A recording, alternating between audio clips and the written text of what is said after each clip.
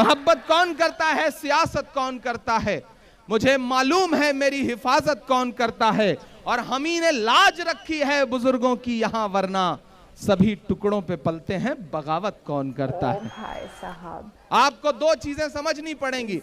इस मुल्क में बहुत प्लान करके, बहुत साजिश करके इस तरह से पिछले 4 साल में बांटने की साजिशें की गई हैं कि 2 लाइन खींच दी जाए, एक तरफ 15% लोगों को खड़ा कर दिया जाए और एक तरफ से 85% लोगों को खड़ा कर दिया जाए और सियासी दुकानदारी चलती रहे। मैं उस साजिश के खिलाफ हूं। मैं इस मुल्क के खूबसूरत ताने बाने के साथ हूं। हम जिनके मानने वाले हैं, उन्होंने, हमारे आका ने हिकमत अमली का जो मुजाहरा दुनिया के सामने रखा है, जो तस्वीर रखी है कि बाकायदा ताकत में होते हुए भी आपने सुलह हुदैबिया करी थी। एक वक्त था ऐसा हमारे बचपन में, जब कोई लड़ाई झगड़ा करता था तो बड़ा बुरा लगता था, पर आज वो दौर आ गया है कि जब मोहल्ले पड़ोस के बच्चे लड़ते हैं तो बड़े अच्छे लगते हैं। पता है क्यों? क्योंकि उनकी लड़ाई में मंदिर मस्जिद का जिक्र नहीं होता। आशा करती हूँ कि आप इस बात से सहमत होंगे। हिंदू, मुस्लिम, मंदिर, मस्जिद, यही हमारी मीडिया आज के वक्त में करती है। पता है क्यों? क्योंकि उनको नफरत का जहर भरना है हर हिंदुस्तानी के दिल में। हे हाय हेलो नमस्ते जी, सत श्री अकाल, अस्सलाम वालेकुम। मैं निधि शर्मा इंडिया से। और दुख की ही बात है ये कि हमको अलग करने की साजिश रची जा रही है। मुझे नहीं पता कि मोदी जी किस गांव से, किस छोटी सी जगह से बिलोंग करते हैं कि उनकी सोच इतनी नैरो माइंडेड है। जबकि हमारा जो गांव है वहां तो अजान की आवाज सुन करके बड़े बुजुर्ग जो कि हिंदू परिवार से बिलोंग करते हैं, वो भी खुश हो जाया करते हैं कि चलो अल्लाह की अजान सुनने मिली। और हमारे गांव के जो मुसलमान हैं वो एक दूसरे को राम राम करके संबोधित करते हैं, ऐसे ग्रीट करते हैं। किसी के दिल में, दिमाग में, रूह में कोई नफरत है ही नहीं। ये तो मोदी जी भरना चाह रहे हैं और कहीं ना कहीं शहरों के अंदर तो खास तौर पर मोदी जी सफल भी हो रहे हैं। खैर फिलहाल इमरान प्रतापगढ़ी साहब को सुनने के लिए आज हम इकट्ठे हुए हैं। ये जो सर्वेज हो रहे हैं ना इंडिया के अंदर, कभी संभल मस्जिद में हो जाता है तो कभी अजमेर शरीफ में होने की बात चलती है। हालांकि 20 तारीख आई थी कि इस दिन सर्वे होगा, आज 26 दिसंबर है, कोई सर्वे नहीं हुआ, ना हो पाएगा, क्योंकि ख्वाजा साहब मोइनुद्दीन चिश्ती जी की वो दरगाह शरीफ है जिसमें ज्यादातर जो भक्तजन हैं वो हिंदू हैं, 60%। अगर अजमेर दरगाह शरीफ को कोई टच करने भी आता है ना तो हमारे हिंदू भाई ही चकनाचूर कर देने वाले हैं उनको। यहां पढ़े लिखे लोग बैठे हैं, आप जानते होंगे कि आप चाहते तो मक्का में जो लोग आपके खिलाफ साजिशें कर रहे थे, आप एक इशारा करते तो फरिश्ते अलग अलग तरह से उनका न जाने क्या कर देते। लेकिन आपने मक्के से मदीने हिजरत करी और अपने बिस्तर पर हजरत अली रजी अल्लाह अन्हु को सुला के गए ताकि दुश्मनों को भरम हो कि आप सोए हुए हैं। तो कहीं ना कहीं इस दौर में आपको यह बात समझनी पड़ेगी। इस देश की सबसे बड़ी पार्टी के राष्ट्रीय अध्यक्ष की भाषा सुनिए तो कहता है कि अब मोदी सरकार को 50 साल कोई उखाड़ नहीं सकता। भाई क्या ये जो गुरूर, ये जो अहंकार है, ले डूबेगा। उन्हें समझ नहीं आता कि हिंदुस्तान की जनता है, ये बिठाती है तो पलकों पे बिठा लेती है, लेकिन जब मिलाती है तो खाक में मिला देती है। बिल्कुल सही। मुझे एक बहुत छोटी सी बात याद आती है कि एक बार बादशाह सिकंदर यूनान फतेह करने के बाद यूनान की गलियों में अपनी जीत का जश्न मनाते हुए टहल रहा था। उसने देखा कि एक फकीर आदमी बेखबर सो रहा है, कोई परवाह ही नहीं, जैसे आजकल इस देश की जनता सो रही है, परवाह ही नहीं उसे कुछ। सिकंदर को गुस्सा आया, उसने लात मार करके उसे जगा के कहा कि बादशाह ने, सिकंदर ने शहर को फतेह कर लिया और तू सो रहा है बेखबर। उस आदमी को गुस्सा आया, उसने सिकंदर की तरफ देख करके कहा, शहर फतेह करना बादशाह का काम है और लात मारना गधे का काम है। ओ भाई, क्या दुनिया में इंसानों की कमी हो गई है जो खुदा ने बादशाहत एक गधे को सौंप दी है? आने वाले दिनों में जब ईवीएम का बटन दबा रहे हो तो इस बात का ख्याल रखिएगा कि बादशाहत किसी गधे को मत सौंप दीजिएगा, वरना 5 साल लात खानी पड़ेगी। मैं मिसरे पढ़ता हूं और आपसे दुआएं मांगता हूं। साहब, मैं शायर हूं, मेरा किसी राजनीतिक पार्टी से कोई लेना देना नहीं है, लेकिन अगर यहां चंद लोगों के बुलावे पर यहां खड़ा हूं, अपनी जिम्मेदारी समझते हुए, एक ऐसे दौर में कि जब गूंगे लोगों तक की जबान काटने की कोशिशें की जा रही हैं, तो हम जैसे बोलने वालों के साथ क्या सुलूक किया जा रहा होगा आप अंदाजा लगा सकते हैं। लेकिन मैं सिर्फ माइक पर अपनी नज़में पढ़ करके और लिफाफा लेकर के घर जाने वाली जिम्मेदारी से आगे बढ़ के अगर आपको बेदार करने की कोशिशों में हजारों हजार किलोमीटर का सफर करके आपके बीच आ रहा हूं, तो मेरे इस खड़े होने का मतलब समझिएगा। मैं 4 मिसरे पढ़ता हूं साहब और आपसे दुआएं मांगता हूं कि कुछ दिन में चलने ना लग जाए सरकार किराए पर, कुछ दिन में चलने ना लग जाए सरकार किराए पर, जीएसटी ने लगा दिया सब कारोबार किराए पर, जीएसटी ने लगा दिया सब कारोबार किराए पर, नालायक से पुरखों की जागीरें तक ना संभल रही। अब पहुंचना अगले मिसरे पे कि नालायक से पुरखों तक की जागीरें ना संभल रही, लाल किला भी उठा दिया है देखो यार किराए पर, लाल किला भी उठा दिया है देखो यार किराए पर, सर तोड़ दिया है। लेकिन मैं उन ताकतों से यह भी कहना चाहता हूं, अमित शाह कहते हैं कि 50 साल तक मोदी को कोई हिला नहीं सकता। किसी शायर ने कहा है कि गमों की आंच में भी मुस्कुराकर चलना पड़ता है, गमों की धूप में भी मुस्कुराकर चलना पड़ता है, यह दुनिया है यहां चेहरा सजा कर चलना पड़ता है। और तुम्हारा कद मेरे कद से बहुत ऊंचा सही, लेकिन अगर आपके शब्दों को मैंने अपने शब्दों में जगह दी हो तो उठे के खात आपका गुस्सा तालियों में, कि गमों की आंच में भी मुस्कुरा कर चलना पड़ता है, यह दुनिया है यहां चेहरा सजा कर चलना पड़ता है। और तुम्हारा कद मेरे कद से बहुत ऊंचा सही, लेकिन चढ़ाई पर कमर सबको झुका कर चलना पड़ता है। क्या बात कही है सर, चढ़ाई पर कमर सबको झुका कर चलना पड़ता है। ये वो ताकतें हैं जिन्होंने ये सोच लिया है कि वो जो चाहेंगे वो होगा, वो जो तय करेंगे वो आपको खाना पड़ेगा, वो जो तय करेंगे वो आपको पहनना पड़ेगा, वो जो तय करेंगे वो आपको बोलना पड़ेगा। और हद तो ये है कि उन्होंने 4-6 जमूरे छोड़ रखे हैं जो आजकल तय कर रहे हैं कि आपको कितना करना है।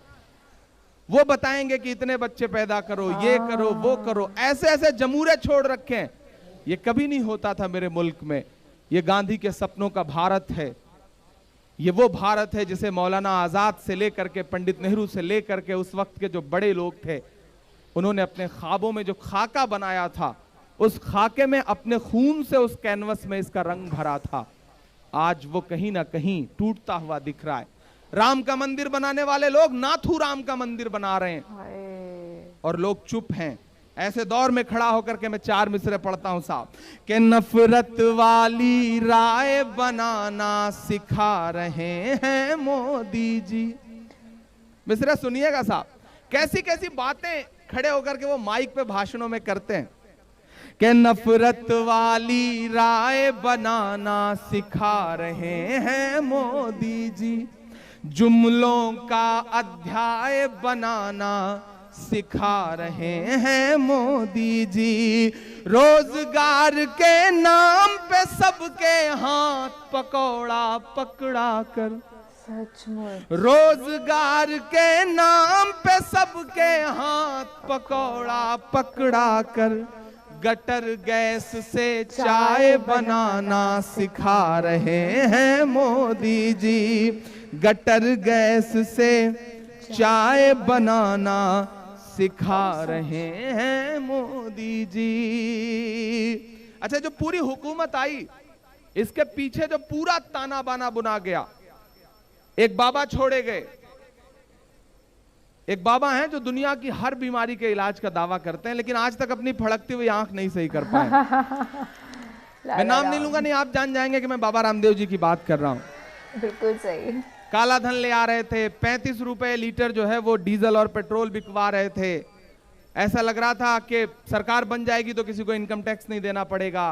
पता नहीं क्या क्या क्या क्या क्या क्या करवा रहे थे।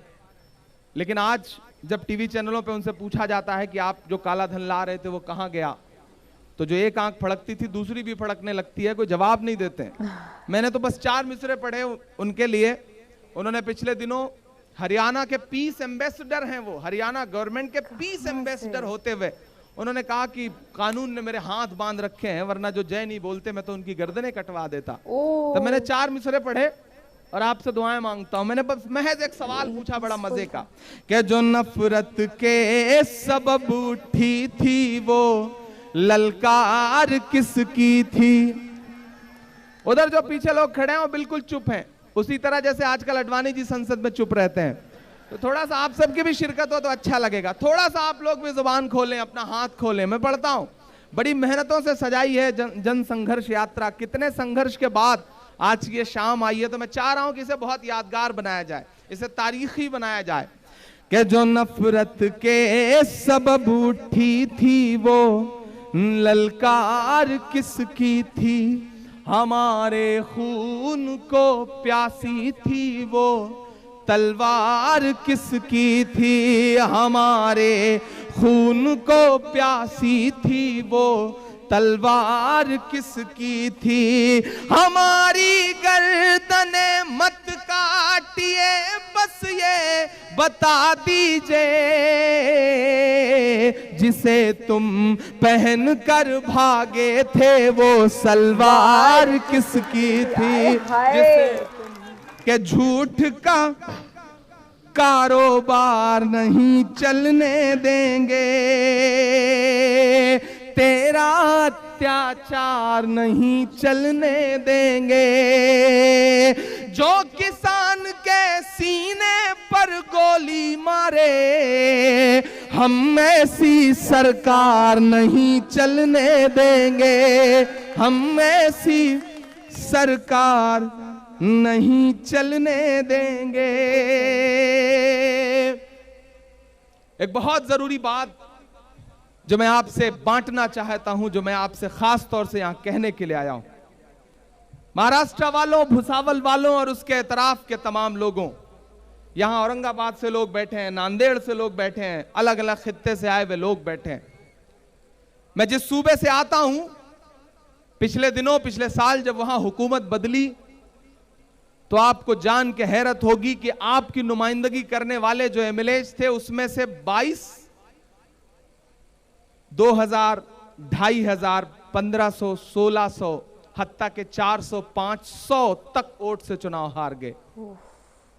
और जब हम सारे लोगों ने बात पे उसमें एनालिसिस किया, रिसर्च किया, तो पता चला कि चंद ऐसे लोग भी आए थे ठेकेदार बन करके हमारे आपके वोटों के, जिन्होंने 2000 काट लिया, 3000 काट लिया, 1500 काट लिया। जितने वोट काटे उन्होंने लगभग उतने ही वोट से हमारी नुमाइंदगी कम कर दी। आपको कहीं ना कहीं एक बात सोचनी पड़ेगी, यहां तमाम मजहबों के लोग बैठे हैं, अलग अलग मजहबों के लोग बैठे हैं, और भीड़ में बड़ी तादाद में मुझे सुनने वाला मुसलमानों का एक ऐसा युवा तबका खड़ा है, नौजवान तबका खड़ा है, जो मुझे सुनता है, मुझे प्यार करता है, मेरी नज़्मों के साथ सफर करता है। तमाम इतनी जल्दी वीडियो खत्म भी हो गया। यही है इमरान प्रतापगढ़ी साहब की कला का जादू, कि उनके साथ वक्त मालूम ही नहीं चलता कब निकल जाता है। और बाबा रामदेव जी की ये बात कर रहे थे तो मुझे याद आया कि उनका एक वीडियो पहले बड़ा वायरल हुआ था, जिसके अंदर वो अपने दोस्त से काले धन की बात कर रहे थे कि काला धन हमको अर्जित करना है, कैसे करना है, कब, कहाँ हमको मिलेगा। एंड पीस एम्बेसडर उन्हें कैसे बनाया जा सकता है, शांति का वो पैगाम देते कहाँ हैं। एक रोज मैंने सुना था कि वो नमाजियों को आतंकवादी कह रहे थे, मुसलमानों को घुसपैठिया कह रहे थे। ऐसे बयानबाजी करने वाला इंसान शांति प्रिय कैसे हो सकता है? वो तो आतंकी मानसिकता वाला है, क्योंकि वो देश के सच्चे निवासियों पर झूठे आरोप लगा रहा है। खैर, जब सत्ता में बैठे ही गुंडे हुए हों तो कोई क्या कर सकता है ना, कुछ भी होता है फिर तो। चलिए, मैंने एक शायरी लिखी है जुल्मियों के ऊपर, इत्मीनान से सुनिएगा। क्या हो तुम, खाक ही तो हो, एक मासूम को जलाकर बन गए अब तुम धूल मिट्टी और राख ही तो हो। ले लो चैन की सांसें कुछ दिन, भर लो अब तुम आहें कुछ दिन, जिस दिन उसकी खुलेगी आंख, तुम्हारा काला सच पर्दाफाश, फिर माफी मांगना उससे चाहे लाख, पर तुम्हारे नसीब में सिर्फ धूल मिट्टी और राख। क्योंकि क्या हो तुम, खाक ही तो हो, एक मासूम के सपने दफना कर बन गए अब तुम लाश ही तो हो। बड़े गुस्से में ये कविता मैंने लिखी है, उम्मीद करती हूँ आपको पसंद आई होगी। आई होप आप रिलेट कर पाए होंगे। मुद्दे की बात तो ये है। चलिए फिलहाल के लिए मैं लेती हूँ इजाजत। ख्याल रखिएगा अपना और अपने सभी घर वालों का। खुश रहिएगा, जिंदाबाद रहिएगा और ऐसे ही सच के साथ खड़े रहिएगा। राम राम, दुआ सलाम, जय हिंद।